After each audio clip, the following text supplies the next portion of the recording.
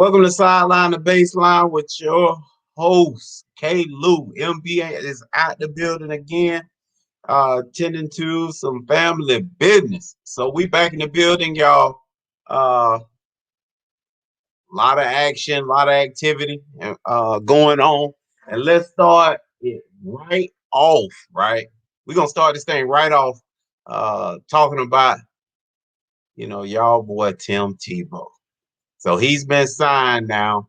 And of course, all the sports talk shows, podcasts, you name it, they screaming about it. Talking about, can he play the quarterback position? Can he excuse me, sorry. Can he transition to the tight end position and play it effectively? Think it's think it's widely known he's not truly going to be a tight end, but a guy that's moved. And here's the truth, you guys. There's no real traditional tight end anymore. You may have a couple on different teams, but uh, by far, they're all H backs, man. I mean, Kelsey off in what is it? Y'all help me out. Kansas City. Kelsey out in Kansas City is one of those guys that's playing basically wide receiver. So that position, is a H back like position in which nowadays the tight end moves all over the field. He's in the backfield. He's standing next to the quarterback in shotgun. He's out splitting the slot. And traditionally, he's a ton of places. We got Coach in the building, man. Coach Morton snuck in here. So we'll move away from football and jump right into basketball. What's going on, Coach? I'm doing well, Clue, man. Sorry, man. I was having some technical difficulties getting Oh, clued no in. worries. How you No been? worries. I just wanted to. I was like, hey, I'm gonna start off with some football till you get here. Yeah, no. It was a little different link to get in this time. I'm good. I got in there. Yeah, Yeah. yeah, I definitely. So uh, I was talking a little bit about Tebow, and he's so polarizing, Coach. I know you know something about him. What you got on Tebow and his signing? Oh, Clo- Uh, he did make the team. it's man, they ain't signing for nothing Yeah. Well, I mean, already. I think the one thing that the head coach said about him is he's a person that's going to come in and help get the locker room in order. I mean, just through his work ethic, how he attacks things. He's bringing that winning culture. So I mean, if he can have that kind of impact on the group, I think is a heck of a signing. Now the question is going to be, is he going to be a mainstay in terms of a player? Is he going to really play a lot? Because I never really known a Right, guy that's not one of the best players to have that control, especially at the professional level in that locker room. right, And I don't right. know. I mean, that's yet to be seen. They're moving over to tight end, correct? Yes, that's So correct. so the question is going to be, well, I will say this. I'm not going to take anything away from football, but I've coached a couple of kids in basketball who's had no experience in football whatsoever. I mean, Tebow played quarterback. He's played football his whole life. And these guys, I mean, Jimmy Graham is the one that sticks out in my mind. Right, He never played football, ever, right, ever. I mean, he never played football until he played that 1 year at Miami, and then he went on and played with the Saints, and the rest is history. But right, and there's another kid I coached at Miami, Eric Swoop, who never played football, who went straight to the NFL for the right. Indianapolis Colts.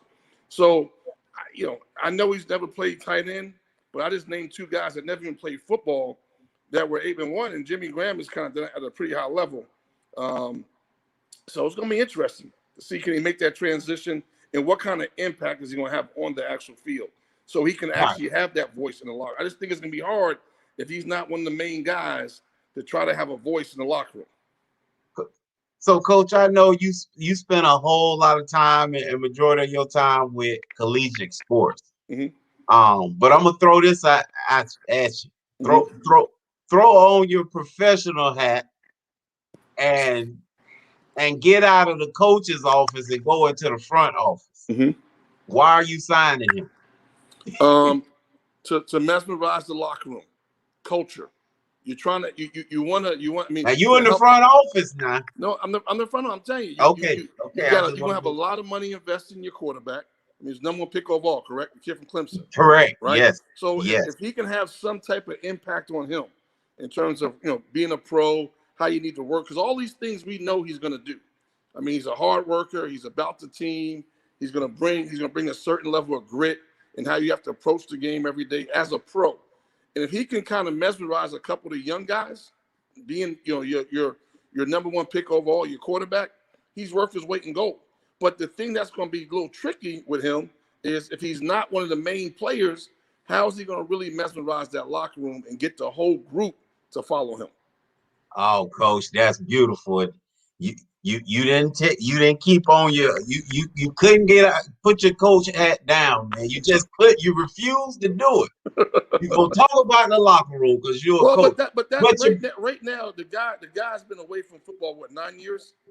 8. It's been so long. 8 years. Yeah. It's been away. Think about what you're saying now. He's been away from football 8 years, and they're saying how great of a shape he's in, and he's running great. And that might be the case. I mean, I'm sure he works out, but he hasn't played football at any level in 8 years. And now you want him to go out there at the highest level and perform, and not only that, play a different position he's never played before. I mean, it's one thing if he's playing quarterback, but he's never played tight end. I don't think. Maybe he has. I don't know. He hasn't. Okay. You hear Coach, you ain't said nothing wrong. Everything you said has been 100% correct. Yeah. But I tried to help you, and I threw on the screen. Bo had you the whole time. Yeah. But hey, our man Bo came in there and let you know what it's about. So let me go ahead and give Bo, a hand clap, and I'm finna support him. One day after the Jacksonville Jaguars officially signed Tim Tebow as their tight end, the former Florida quarterback, Heisman Trophy winners, number 85 jersey. You hear me? Number 85 jersey was among the top selling items Friday morning. There it is. Both tried to help you, baby. Well, right now he's a good signee because he's making the franchise money. So there you go. And I tried to put you in the front office. You wouldn't go there with me. Bo went on ahead and told you what it's about. Well, no, it's about money. Well, he's from Jacksonville. Didn't he play high school football? Go. I mean, so yeah, I tried to get you to take that coaching hat off. You just couldn't do it. He's a legend, and I know when you're talking about pro football, what trumps everything is the dollars and cents. Butts and seats, baby. So if you could put the people in the seats and make the money and get the ticket sales and bottom of the NFL in attendance, coach. Bottom. Well, bottom of the they won't be next year. Coach, now you got your GM hat on. Yeah, they won't be next year. Hey, now you CEO bound. Yeah, they won't be next year. They're gonna find a way to get that thing going next year. Hey, but so I just want to throw that out there with you, throw that at you. When it comes to Tim Tebow, man, and you asked me had he made the team, that was gonna be my answer to you. Yeah. He already made the team. Yeah. Officially, no, coach. Unofficially, he made the team. Well, okay. Let me say this right now. They sold his jersey on Friday. It was the number one selling jersey. He's gonna make the team because he's proven that he can sell tickets. He's proven he can make money for you. So he ain't stepped on the field yet, and he number one. He's gonna take a roster spot. There's no doubt about it.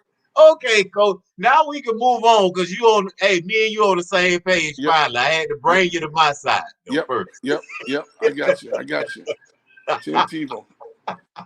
So, them Washington Wizards, man, you like them, coach? They went out there and fought hard, but are the 76ers? Are they just too much? Yes, they're good. They're good, but not only are they good, they play hard. It was. I don't really watch a lot of NBA football. I mean, NBA basketball. I enjoyed that game. I do watch the Wizards, and I obviously watched that game. I enjoyed that game. And I actually enjoyed the team in black, which was the Sixers. How hard they play. They play the game the right way. I mean, they get after you. I mean, they were like little piranhas out there guarding the basketball. Because normally when you watch NBA basketball, I mean, defense doesn't show up until the playoffs. You can Right. watch a game in the regular season and no one's guarding nobody. I mean, everything is based off of offense and analytics and who scores this and who can make this shot. And that's great. But we all know at the end of the day, the fundamentals of basketball has not changed. You got to guard your man, score more points, hold your opponent to less points. It's a real simple equation.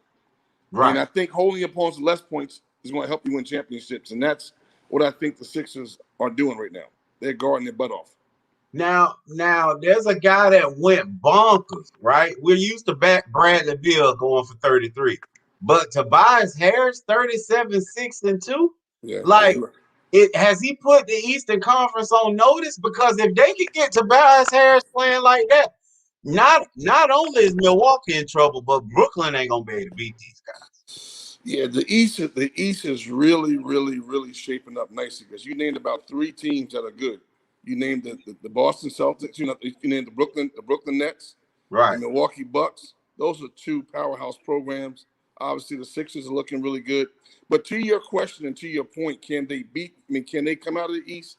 I still think Brooklyn's come out of the East. I mean, I still think Brooklyn has the best team, the best roster, the best collection of talent, and that team is actually built for a championship run.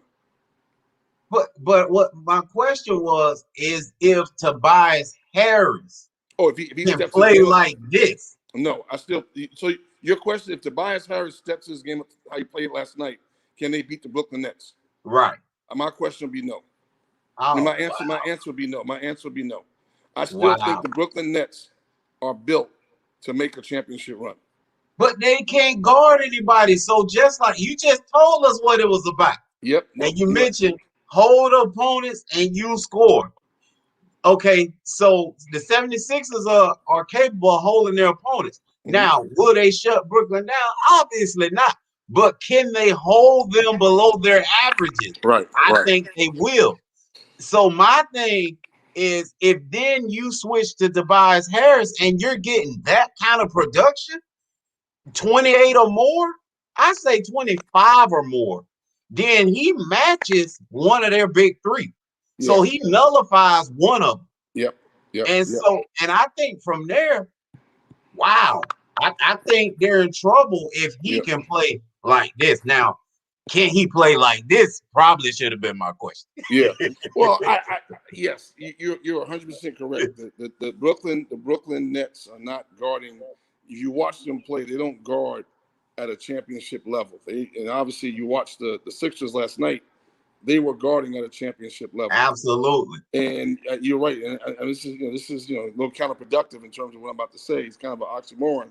So I did say that playing defense is a big key to winning the championship. Right. And the Nets are not probably the best defensive team out there. I just still think that roster is built to make a championship run now. I mean now. They have all the pieces. They got 2 guys in their team, or maybe more. I know 2 starters for sure that have championship pedigree. Not just getting there, but winning championships and helping their team mainstays of winning championships. And obviously Harden, who's you talk about defense, probably on the worst end of the stick because he's the worst defender out there. But he definitely has pedigree to make a run deep in this thing. See, I'm gonna argue with you, Coach, and say they don't have the roster. And I'm going to say KD is the problem with that because I think they only have the roster if you telling me KD going to play stretch 4 for them. Can he make the same sacrifice that Anthony Davis does in the playoffs?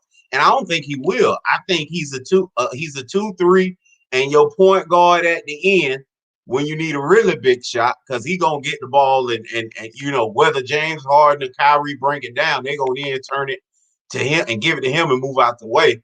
Type of deal. So I'm thinking if he could play a true stretch 4 where you can depend on him to make plays on the defensive side of the ball. Yep.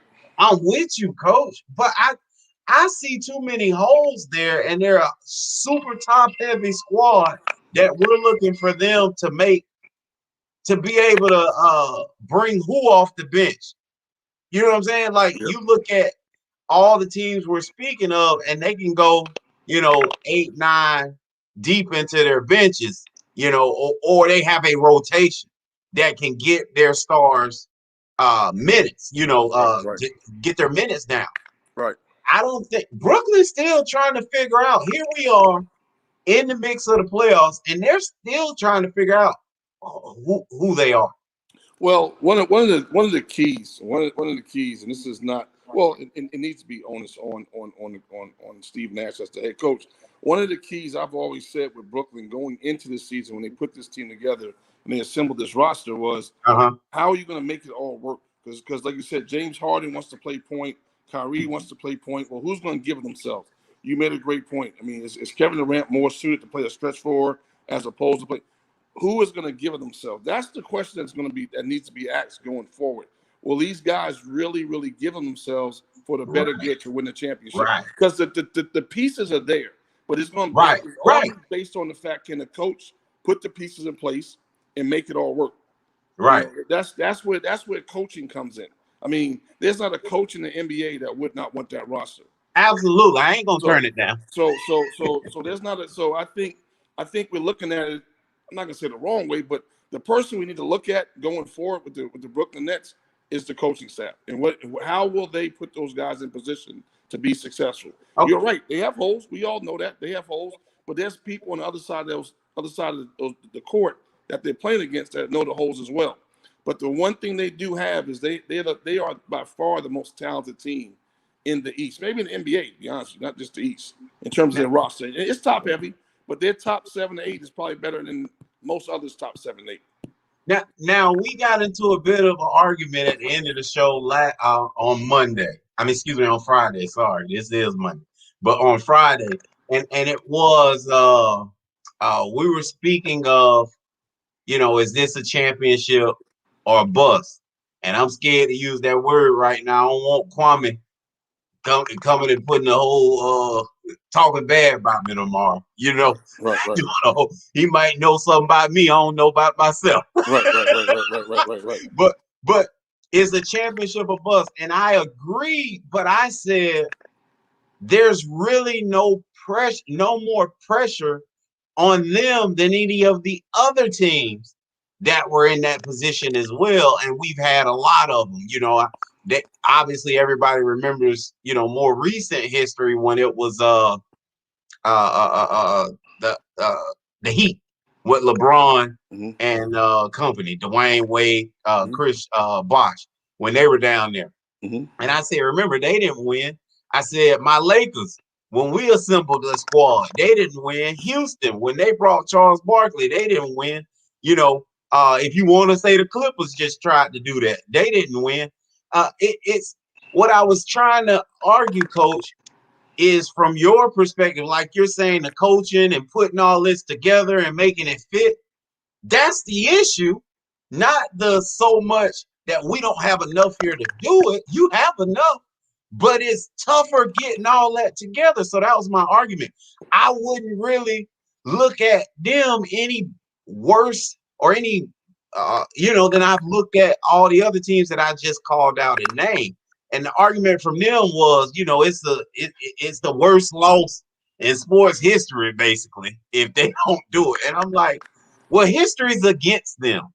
Coach, what do you think about that? Okay, I'm gonna back up 1 second. I mean, yeah, you raise a hell of a point, and this is what I mean by you raise a hell of a point. There's one thing that I have not quite wrapped my mind around and my finger around is this whole notion of positionless basketball. So you brought the LA Clippers, right? Right. I just don't understand for the life of me how you can invest $43 million in a player and $43 million in another player and they're the same player. But the theory is positionless basketball. See, the LA Clippers have 2 guys that play the same position that both make $40 million a year. To me, that makes no sense. But from the NBA standpoint, is just get the best players and play positionless basketball. Well, I don't think positionless basketball is working. I mean, you got to have a damn point guard, a 2 guard, a 3-man, a 4-man, power forward, center. I mean, this whole thing about having 3 guys that play the same position, but they're the best 3 players in the NBA, and let's go play and see if it works. I'm just not a big fan of that. And that's when you say, is it do or die? Is it a bust situation for the Clippers? All I know is their 2 main guys, their 2 money guys, and the guys that they're paying the most money to, the guys they're depending on, are the same player. And they're the same position. That's all I can tell you. Now, beyond that, I can't answer the rest of it. I just know for the LA Clippers about being, bust and this and that, they got all this hype about these guys being there, but they're the same damn player. And to be honest, you get back to your point about the Brooklyn Nets. I hope this doesn't bite them in the ass, but it could, because now you got two guys in Harden and fucking Kyrie that want to play the same position. Right. So now you got two of your damn studs that want to be the damn point guard. Right. How does that work? And you heard what I said earlier. And then down the stretch, when you really need a bucket, they bring it down. And guess who's sitting there waiting on it? KD, like, give me the ball, move out the way. So then he becomes the point guard. I don't understand why is it so hard when you're building these teams. I'm gonna put my cap on and go back in the front office. Why is it so hard when you're building a team that has a player at every position? You got a point guard, you got a two guard, a shooting guard, you have a small forward, you have a big forward, and you have a center. And let's go play. As opposed to having three guys that play the same position and have this guy and that. But that's the new wave NBA, positionless basketball. Well, we want to say that, Coach, but let's be honest. That way really ain't working, Coach. Let's go. Which way is not working? The positionless basketball. I agree. I agree with you 100%. I hate that way. And we're about to talk about it, Coach, because we just saw who's the NBA champions last year. The LA Lakers. Yep. Didn't everybody have a position? Everybody had a position. They had a point guard or two. They had there it is, Coach. And he could play a you little go forward. back and you get involved with the Golden State. You go Toronto Raptors. They all had a position. I ain't never seen a team that had a 1, a true 2, a true 3, a true 4. You know what I mean, Coach? I just think when you're built that way, I think you function better. I think you have guys that, like I said, if you're built that way, I think you function better. I mean, one of the mistakes that, like, I always felt this way, that the Brooklyn Nets made a mistake on when Bradley Beal, there was talk that Bradley Beal could be traded and all. That's the guy I'm going after as my two guard, as opposed to Harden, who wants to play the point. You got Kyrie. Right. It makes no sense. I mean, you got two guys fighting for the ball. But, Coach, this is my point. Okay, then you go to Golden State. They won it in 2018. Didn't they have 5 positions? Oh, yeah. And I mean true positions. Yeah. Yeah. They just they did. Now, they played a different style. See, you can't confuse positionless basketball with style of play. The Warriors had all 5 positions filled correctly. Right. They played a unique style with the correct flow and shooting threes. That's different. They just play a certain style. But they had all 5 guys that fit their position. Okay, they won it twice in a row. Then you go to Cleveland. Same, they got positions. Kyrie was playing a true 2 guard. Yep. Let's not get it twisted. He played a true 2 guard. Again, you may not like who was playing what, but they had 5 positions, real positions. You go to Golden State again, Coach. Then you go to San Antonio in 2014. Then you go to the Heat. 2 years in a row, Coach. This is what I'm trying to make it.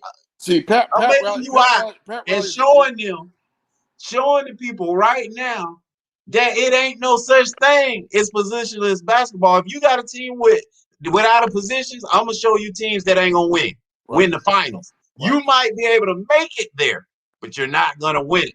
And I think we just proved it we just went back 6-7 years. So I think a lot of these GMs, these guys that get paid all this money to put these teams together, they need to pay attention to Pat Riley.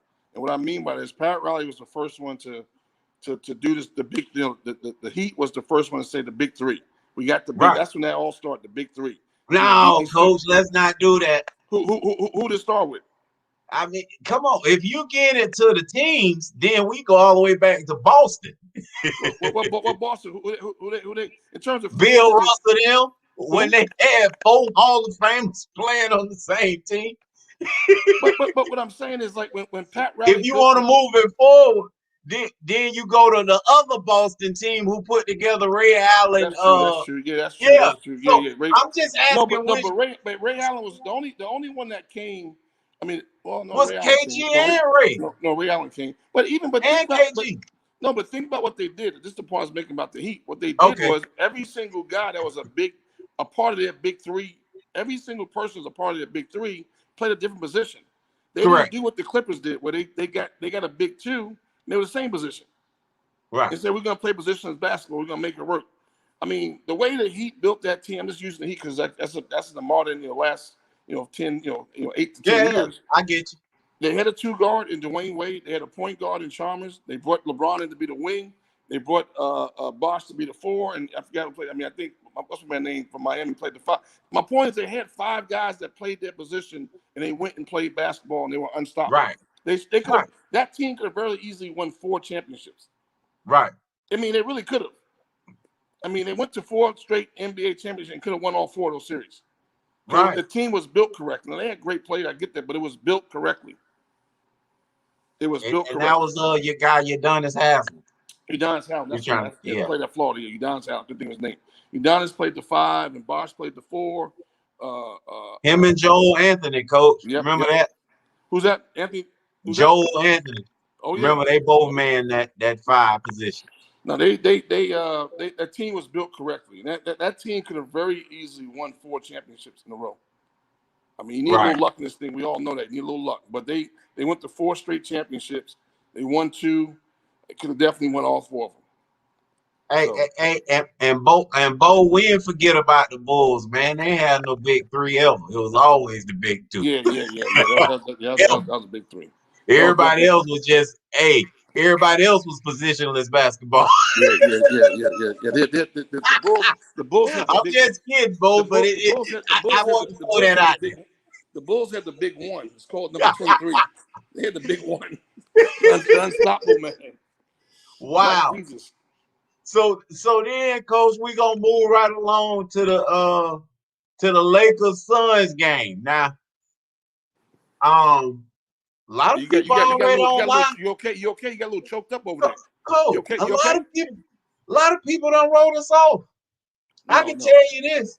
I ain't never seen nobody like in my time. I don't know if it's ever been done, but in my time watching NBA basketball, I ain't never seen nobody go through the playoffs undefeated. So the thing that's amazing about broadcasters. I listen to all the commentators today after they got beat. Everyone's out. This is how you win it. This is how you win a series when you're on the road, which the Lakers on your road. It's the second game. All you're trying to do is split after those first 2 games. Split. Right. So if they split, they gain home court advantage. Wow. If they can win that game, they will have home court advantage. Right. I mean, everyone in the world's counting them out. I'm like, guys, it's just 1 game. The goal is to go in there. If you're the road team and your goal is to go in there and split. Because if you split, now you're going to have as many home games as the other team. That's you gain home court advantage now.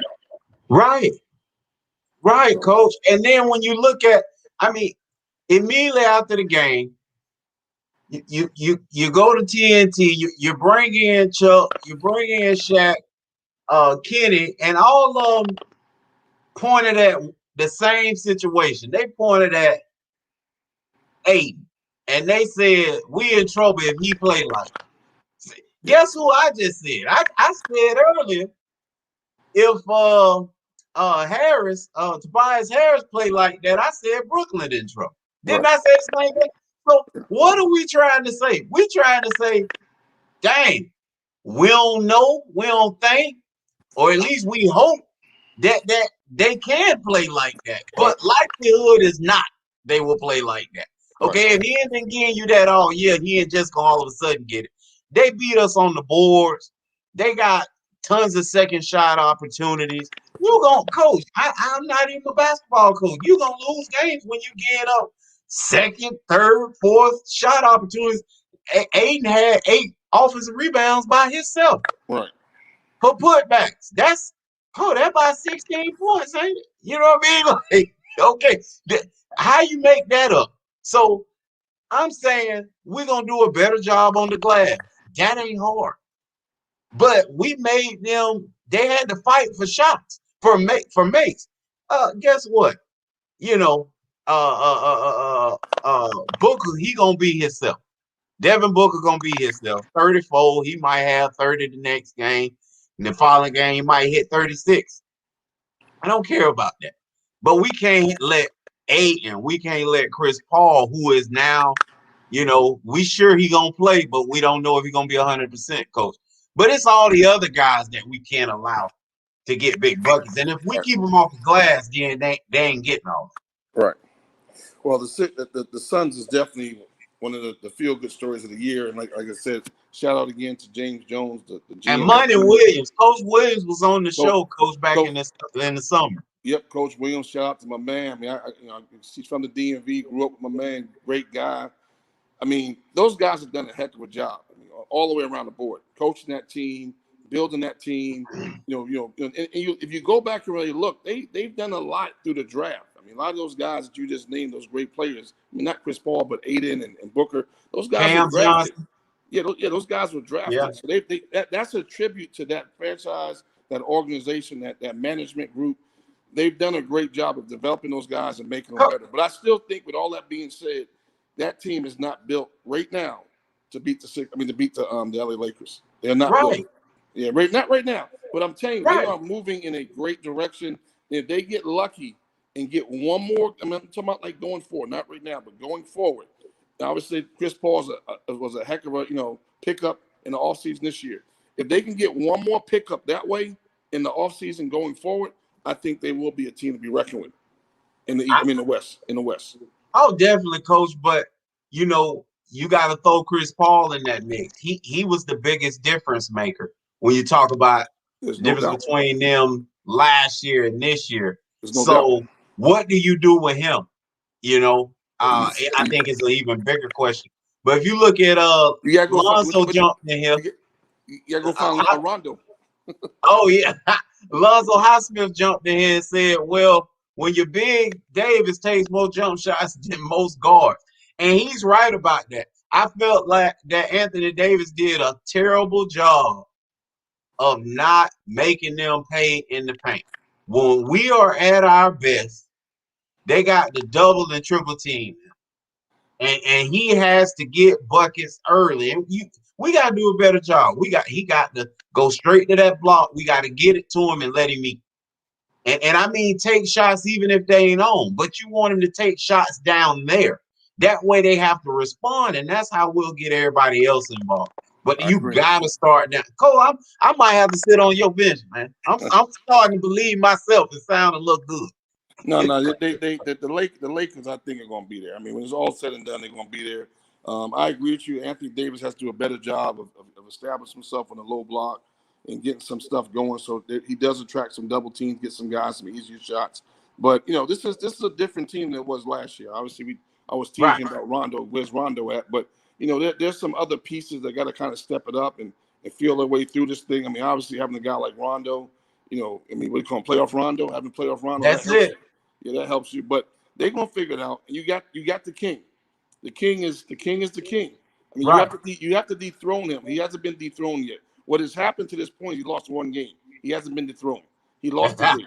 So everybody got to calm down. They lost one game, but the reality of it is, if they can find a way to win this next one, they gain home court advantage, and they would have actually done their job. When they left from LA to go to Phoenix for this road trip, their goal was obviously want to win two, but their goal was, we got to find a way to win one.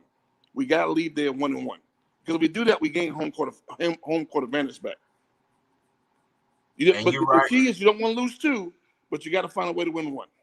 Oh yeah, we gonna do that. I was actually shocked down the stretch we weren't able to turn that around. However, they made plays down the stretch, still snuck in some offensive rebounds, and then hit some big shots down the stretch. And I thought they deserved a win. Coach, I'm gonna skip the Knicks when we gonna celebrate that they kept it close with the Hawks. I don't know what to say about this series, because I don't think either team moves forward after this series. So I agree. And go right to the game. To me, the game of the night, Coach. The Memphis Grizzlies went in there and put them hands on y'all Utah Jazzes. Man, because everybody done flipped. They done all jumped off Golden State wagon, and they flying to Utah. And I'm like, man, y'all better stop it. And I'm going to tell you, Utah drinking their own Kool-Aid because they benched the Spider. And Spider was ready to play. And then they told him, no, we're going to hold you out. Utah believed they was going to run through these boys. Utah thought they could run through these boys from the gate, coach. So that's why they set the spider down. But Dylan Brooks, coach, nobody really carrying this right now. But he pulled out a shotgun and said that right after the game when they interviewed him, he said, I felt like the two guys they had guard me couldn't guard me, coach. And he hit 31 7 and 2 assists.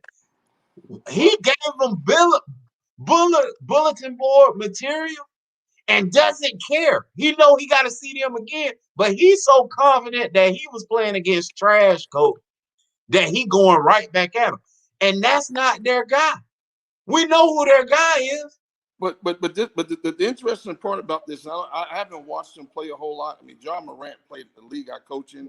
I mean, he's one of our rival teams, and everyone says Ja Morant is the guy for him. But Kenny Smith on TNT before I think it was I was just listening to the commentator, the pregame show. He made a comment about Booker saying he is actually the dude. He is the dude on that team. Now, Ja Morant, I mean, obviously we know, but they say. I mean, he is. I mean, when he steps it up, like you said, when he steps it up, they're a whole nother animal. And he's been stepping up here lately. He's been stepping it up. Wow. Well, yeah. When I tell you, hey, coach, Ja Morant sets the table up, and you played in this league. To me, he seems very content going out there and dropping 10, 12, 15 dimes. He can do it all, man. He's a different kind of superstar. I think he's more in the Chris Paul mode, more in the Jay Kidd mode, coach. Yeah. When you're talking about superstars, because he's a guy who can who really is very content in being a floor general and getting excited about you dropping buckets. So I think go ahead, coach. The thing about Morant that was really interesting, just like I said, I have not watched the Grizzlies play a whole lot this year. And I'm just basing it all off the commentators, TNT commentating about the game. And one of the things they were talking about was Ja Morant's inability to shoot the basketball, how you can drop off him and not shoot the basketball. And the thing about Ja Morant, he's a gamer. And I watched the first couple of minutes of that game, and they were backing off him. He banged 3 threes to start the game. Right. I mean, so my point is that's a person who's a gamer. Yeah, he might not be a great shooter, but he knows the importance of what's going on for this game. They're not guarding him. I'm going to make these shots. I mean, he is proving that in his, he rookie of the year and what he's done this year. He's starting to prove to everybody that, hey, when the game is on the line, you can count on me. You can count on me. So they got a special one in him, that's for sure. But they got a good little nucleus down here in Memphis. Well, yeah. Well, I'm excited about this series now. I'm gonna tell it to y'all straight. Yeah. I didn't know if they would be able to do it. I was so caught up on the matchup, like everybody else was thinking the Golden State Warriors would be playing this game. And boy, what a series it could be. Yeah. But now, we acting like the team that did beat them, coach, don't deserve to be there. They deserve to be there. And I think they showing improving it to us. We got Coach Laser coming on here, Coach, to talk a little bit of baseball, Coach. We appreciate you. I appreciate you. Hey, Lou, my man, appreciate you, brother. All right, have a good night. The late come on, man. I was trying to navigate, get on this thing. Oh, don't worry about it. We appreciate you stopping through. Okay, buddy. All right. Okay, yeah, Coach Laser, where he live, he at the house. We see beautiful skies on top of him. And no, he had that ball field, baby. He getting it in. What's going on, Coach? K. Lou, how you doing? I'm good. What ages you got out there today? It's really hard to hear, K. Lou. Oh, okay. I don't know if I can do anything different. You're frozen on me.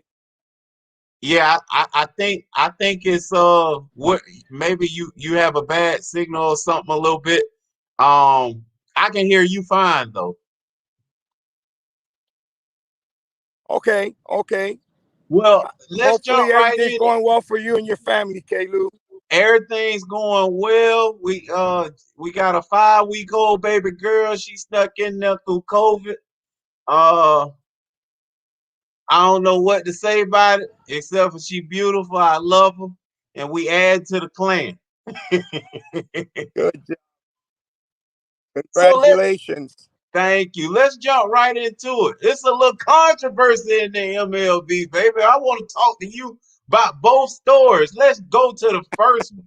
The Twins, Tyler Duffy, suspended about the let me see. Twins are RHP Tyler Duffy suspended 3 games for throwing behind Yerman Mercedes after controversial home run. So talk to me about the unspoken rule that you can get suspended off of, Coach. Oh, we lost him. We lost him. We surely need to lose him now. Cause I don't hey, listen. Okay, he ain't go back. Coach, tell us about this unspoken rule that you can K-Lou, you keep going. tell tell me about this I unspoken rule. can't hear you at all. Oh, okay. I don't know what to say. Talk to us about the 2 stories that I sent you.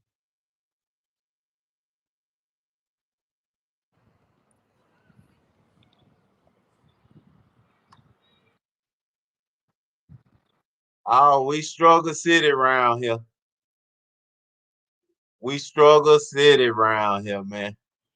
Which yes, sir. Hey, I apologize, K-Lou, but I could barely hear you and it's breaking up. I apologize for that. Okay. But could you hear me? Yes, we can hear you fine. So talk Huh? about the 2 stories sent you earlier. Well, let, let, let me start by a couple things. And again, I don't know if you could hear me, but Yes. I'll tell you what, some of these teams that are on the race right now in the race, on top and even the wild card already. I mean, the wild card is crazy already. But some of these teams that are right up there, man, you would have never thought they were going to be up there so fast. Mm-hmm. And if you had to look into a team right now, and I know you wanted me to talk a little bit about this, okay?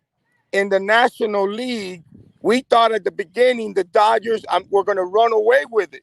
We said the Dodgers are going to run away with it, and they've kind of put the brakes on, and all of a sudden, San Diego's doing what we thought the Dodgers were going to do.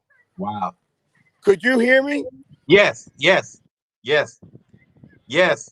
We hear you loud and clear. Okay, and San Diego now, San Diego's doing what we thought the Dodgers were going to do, and the reason, and we talked a little bit about this about 2 or 3 weeks ago when the season started, San Diego's got some pitching. I mean, right now, Darvish has a 1.4 something. He's 5-1 with a 1.4 something ERA. Mellencamp, listen to this, Kalu. Mellencamp has 15 saves already. That's Wow. unheard of. That is unheard of Wow. this time of the year. I mean, we're not even in June, and he's got 15 saves already. So, I'm leaning right now. San Diego, I think is going to beat out the Dodgers and the Giants. I thought the Giants, were also going to be in the race, but right now, in my opinion, San Diego is going to win that division. Um, in the Central, and I don't know if you want me to talk about all this, Yeah, but in yeah. the Central, you got some good teams out there. St. Louis is doing a good job. Chicago's doing a pretty good job as well, and it's going to be a neck to neck right there. And in the East, my Marlins are only 2 games out, so I'm really happy about that. But in the East, I mean, you got teams that are under 500, Lu, under Uh-huh. 500. I'm talking 3, 4 games under 500, and they're only 2 games out of first place or 3 games out of first place. And let me tell you something. Let me just tell you something. All this is happening because of pitching. All this is happening because of pitching, and with a little controversy on the pitching as well. Um, K. Lou, could you hear me?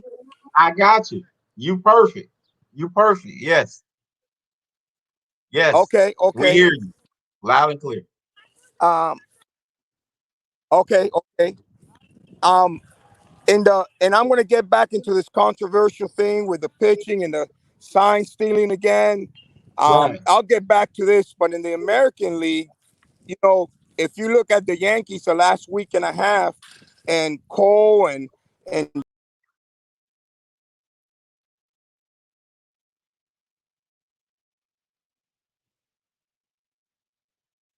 Oh, we trying to bear with him, y'all. We trying to bear with him. He was giving, hey, he was giving good knowledge. Double A, you here? He was ready, and you agree with him. Say that Jeter got the Marlins loaded. All right, you was talking about the American. You hear me, Coach Laser? We hear the kids better. We heard Coach. They were talking about running base. I think he said he was running sideline to baseline, baby. Oh man, we'll get one more shot, y'all, and then see if if some okay. Uh let's see.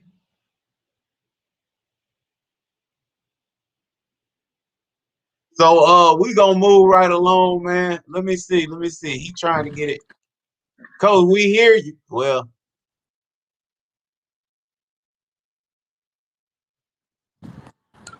I can barely go hear ahead, you, Coach. man. I apologize. Go ahead. Go ahead.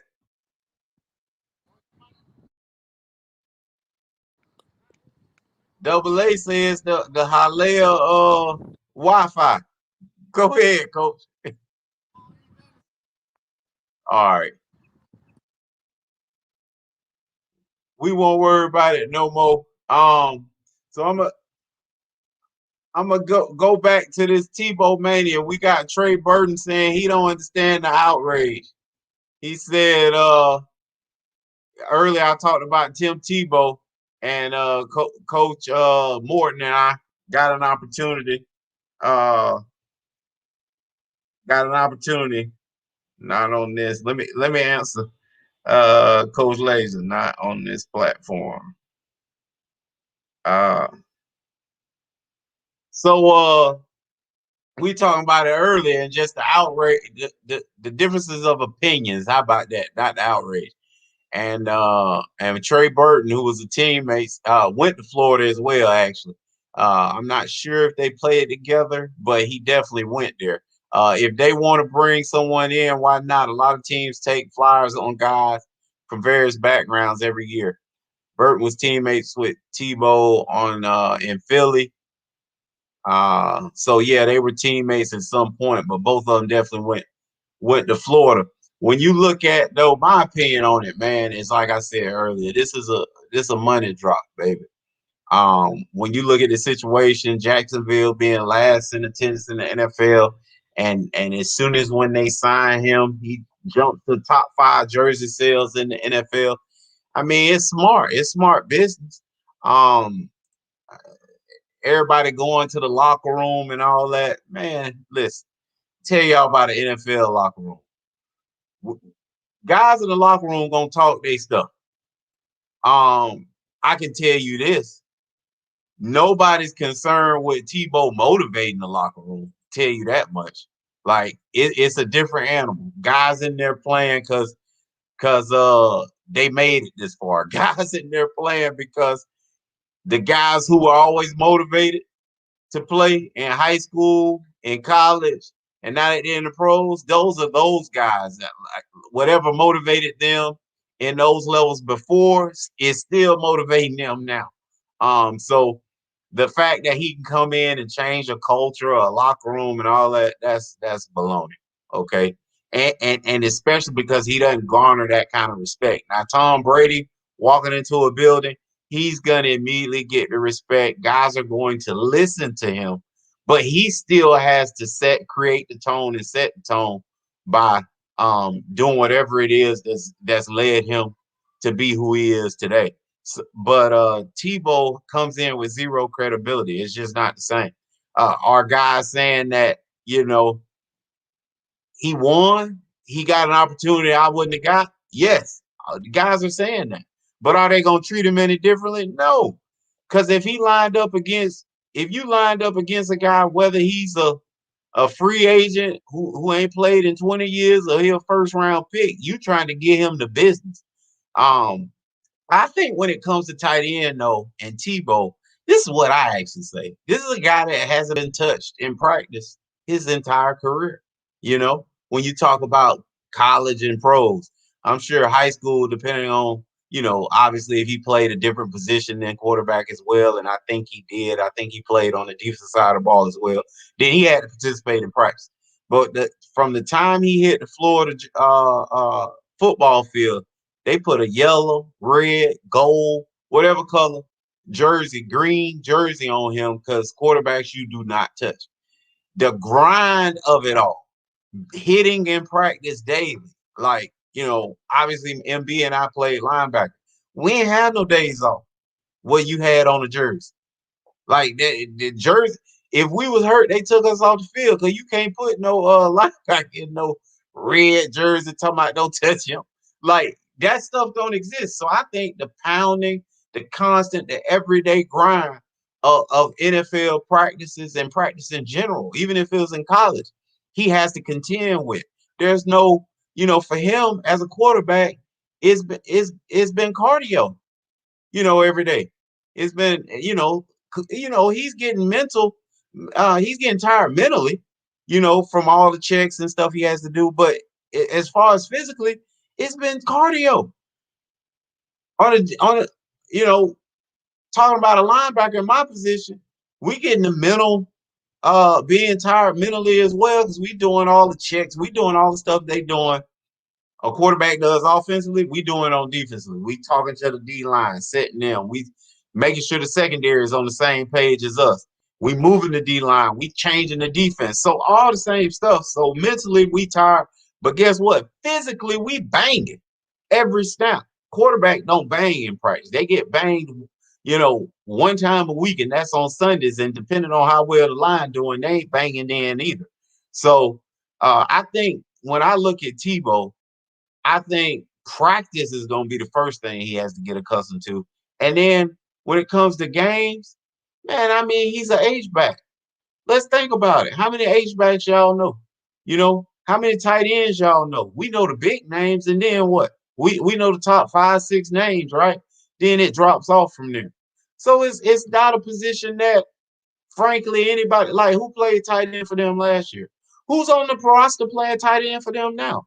Like, that's what position it is. So can he make it? Yeah, I mean, he's made it already. Jersey sale top 5, he made it already, y'all. I'm sorry. It's a done deal. He made it. But as it relates to the football piece, I mean, listen, he gonna have to play special teams. So he need to run down there on kickoffs, be on the kickoff return team, playing punt return. Like, if he can do that stuff, he can find value on that team. He can he can add value if he can play special teams. If he can't play special teams, all the plan that Urban Meyer has, him and the GM's gonna be clashing because the GM's gonna be trying to bring in a body that can do all the things that Tebow can't, and that's that special teams. When you are not even and even if the starters in the NFL at the tight end position generally play special teams as well.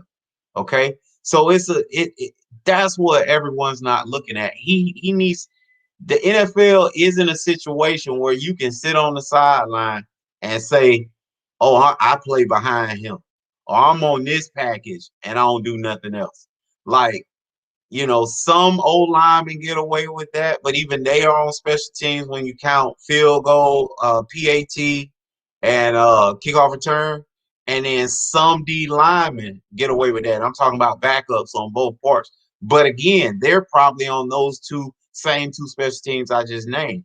Nobody really on the NFL football team gets to have a clean jersey at the end of the game. It just don't work like that. Everybody has their role to play. And I think, people got to remember that.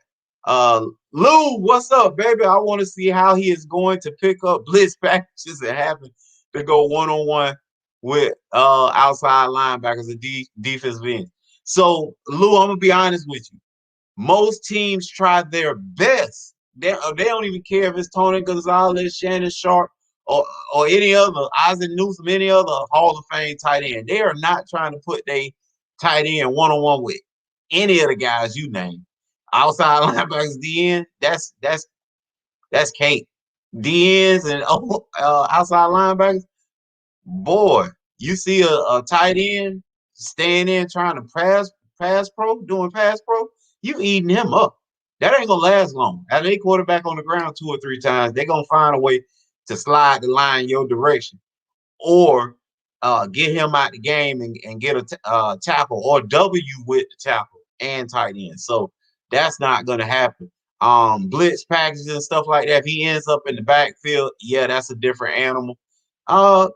It's not that hard. You can get a piece of a guy. I'm saying him being on offense for the sake of what they can do with him, he can be an asset. The problem happens though, guys. What other value are you bringing to that team? I go right back to that same, statement. You as a backup, or even as a starter at that tight end position, you still need value, because we're in the times of the spread. How many times normal tight ends are out there? Okay, we're in the time of the spread. This 4 wide, this 10 personnel.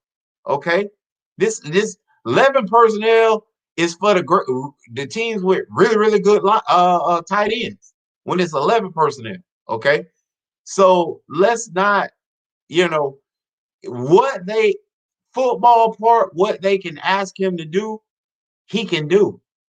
But can he do special teams? Can he run down there and make plays on that kickoff? Can he get a block? Those are the things that when it really is said and done, with guys like myself coming in at undrafted rookie free agents, you have to do in order to make that ball club. And all of the backups are doing it with you, and so, that's what we need to look for. Double A say he can't see him get more than 15 plays. See, that's not enough plays to warrant you being on the team. Like, seriously, Double A. I can agree with you. Yes, clearly. But that's not enough to warrant you being on the football team as it relates to football. But again, we talked about early on what this was all about. Hey, this is a money drop, baby. And they doing, okay? Apple got airdrops. This is a money drop, baby. And Tebow is the right guy, especially for Jacksonville, to get that done. He's going, all the stuff they talking about he can do in the locker room. No, he can't do none of that in the locker room. But what he can do it, he's already shown you. And that's in the pocketbooks of all the Jacksonville Jaguar fans, because they going to flock to that stadium now. We appreciate y'all, man, tonight, coming through, pulling up, rolling through, hollering at us, because you know us from sideline to baseline with MB. He'll be back Friday, y'all. And K. Lou, we are gone.